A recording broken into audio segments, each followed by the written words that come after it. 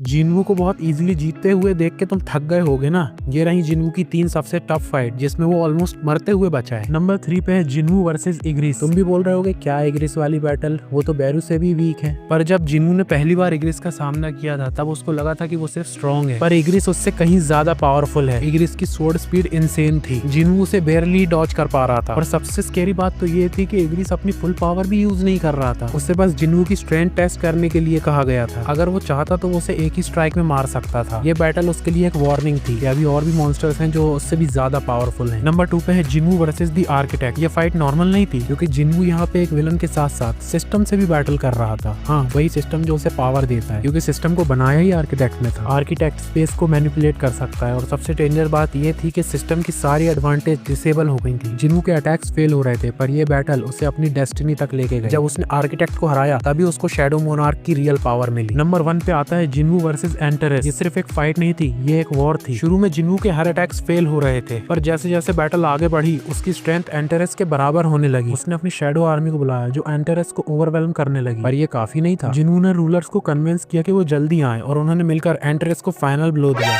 लेकिन इस वॉर में ह्यूमन वर्ल्ड डिस्ट्रॉय हो चुकी थी कंप्लीटली, तो उसने कप ऑफ रीइंकार्नेशन यूज करके सारी वर्ल्ड को 10 साल पीछे लेके गया एक बार फिर, अगर तुम्हें पता हो तो। इसके साथ वॉर खत्म हो गई और जिन्वू ने साबित किया वो सिर्फ एक हंटर नहीं है, वो एक लिविंग लेजेंड है।